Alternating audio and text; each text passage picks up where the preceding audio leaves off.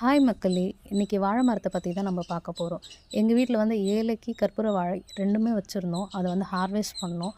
வாழை மரத்தில் பார்த்திங்கன்னா அதோடய பூவாக இருக்கட்டும், வாழை காயாக இருக்கட்டும், வாழை பழமாக இருக்கட்டும், அது வாழை தண்டாக இருக்கட்டும், இது எல்லாத்துக்குமே ஹெல்த் பெனிஃபிட்ஸ் நிறையவே இருக்குங்க. எந்த விதமான பெஸ்டிசைட்ஸோ இல்லை மார்க்கெட்டில் விற்கிற எந்த விதமான ஃபர்டிலைசர்ஸும் நாங்கள் யூஸ் பண்ணதுங்கள. வாழை மரம் நம்ம வச்சோன்னு வச்சிங்களா, அது ஈஸியாக மெயின்டைன் பண்ணுறது ரொம்ப ஈஸிங்க. எப்படின்னு கேட்குறீங்களா? நான் உங்களுக்கு ஈஸி ஒரு டிப்ஸ் சொல்லட்டுமா? உங்கள் கிச்சனுக்கு பின்னாடி ஒரு வாழைக்கண் வாங்கி வைங்க. நீங்கள் சிங்க்கில் யூஸ் பண்ணுற தண்ணி, வேஸ்ட் தண்ணி எல்லாமே அதுக்கு சப்ளை பண்ணுங்கள். ஈஸியாக நம்ம ரெகுலராக அதுக்கு தண்ணி ஊற்ற வேண்டிய அவசியமே கிடையாதுங்க. அது சூப்பராக அழகாக வளர்ந்துடும். அதே மாதிரி வாழை இலையில் ரெகுலராக சாப்பிட பழகிக்கோங்க. வீக்லி ஒன்ஸ் இல்லைனா ட்வைஸ் வந்து வாழை இலையில் சாப்பிட பழகிட்டிங்கன்னா அது ரொம்பவே ஹெல்ப்ஃபுல்லாக, ரொம்பவே ஹெல்த்தியான ஒரு லைஃப் ஸ்டைலும் நீங்கள் வாழலாங்க. நாங்கள் ரெகுலராக வீக்லி ஒன்ஸ் ஆச்சும் வாழை இலையில் நாங்கள் சாப்பிட்ருவோம். உங்கள் வீட்டில் இடம் இருந்துச்சுன்னா கண்டிப்பாக ஒரு வாழை செடியை வச்சு ஆர்கானிக்கான ஒரு லைஃப் ஸ்டைலுக்குள்ளே மாறுங்க. ஹோப் இந்த வீடியோ யூஸ்ஃபுல்லாக இருக்கும் நம்புகிறேன். சப்ஸ்கிரைப் பண்ணாதுங்க, சப்ஸ்கிரைப் பண்ணுங்கள். தேங்க்ஸ் ஃபார் வாட்சிங். பாய்.